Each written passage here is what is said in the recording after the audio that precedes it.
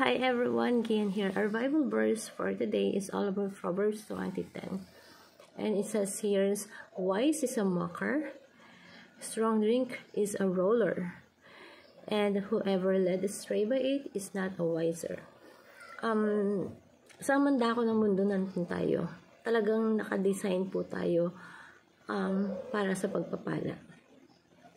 So, noong unang panahon po is ginawa po ng ating Panginoon Diyos yung alak para po talaga sa tao. And the Christian viewpoint po is everything starts with creation. So, in times of Eva at Aban,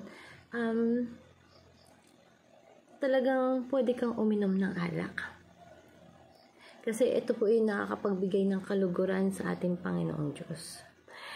But after the fall, nang mahulog po yung tao sa kasalanan, yung better creation ng Diyos is ang ginagawa ng tao, ginagamit to para sa evil things. So, kung tutuusin po, halos lahat talaga, kung makikita niyo po natin, God create everything for God's purpose, for a good purpose. Pero, dahil sa kasalanan ng tao, ang ginagawa ng tao, yung magagandang creation, yung mabuting creation ng ating Panginoong Diyos, kinukuha to at ginagamit sa masama, sa evil things na gawain ng tao. Like na lang po ng sex, diba? Actually, God has a purpose bakit He created the sex. Kasi maganda ang purpose nun. But, ginamit ito ng tao sa hindi magandang paraan. At nakakasama. So, ang sin, ang kasalanan, yung tao taking God's creation and used for evil. Ang gaganda kasi ng nilikha ng ating Panginoong Diyos eh. Kahit nga itong mga kamay natin eh. Ang gaganda talaga. Kahit noong unang panahon, yung mga metal, yung mga bagay na nakikita natin, ginawa yan ni God for good purpose and for sa kapurihan, nagbibigay ng kapurihan sa ating Panginoon Diyos.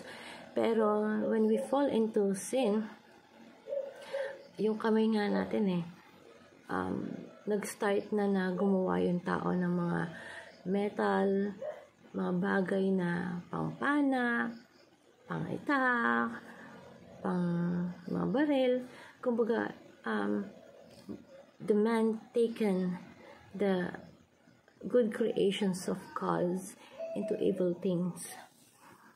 And as a redemption, dahil po sa ginawa po ng ating Panginoong Diyos, inalay niya yung nag-iisang anak niya for redemption, wise people choose moderate or indulgence.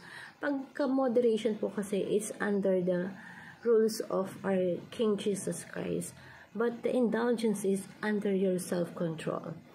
Ang indulgence kasi is parang nagpapakasasa ka. Ini-indulge mo yung sarili mo sa mga bagay na gusto mong gawin, gusto mong kainin, nang wala kang Diyos sa buhay mo. That is indulgence. It's under your self-control. So, maganda po is magkaroon tayo ng sabihin natin application sa life natin na kailangan maging wise tayo when seeking the God's creations into purpose. So, umpisa pa lang alamin na natin kung ano ba yung mga bagay-bagay dito sa mundo na kinreate ni God at alamin natin kung ano yung purpose ni God para saan yun. Maging marunong po tayo sa buhay natin. Na kapag tinignan mo yung isang bagay, iisipin mo, Lord, ano po ba yung magandang creation purpose nito? Bakit mo itong ginawa? Kapag ganun ka daw mag-isip, ibig sabihin, matalino ka talaga sa buhay. Kahit nga po ang sex God created the sex for the good purpose, diba? Pero, kailangan alamin mo kung ano yon. At kapag nalaman mo yon at in-apply mo sa buhay mo, is wise ka kasi kaalaman yun na dapat hindi ina-apply sa evil things.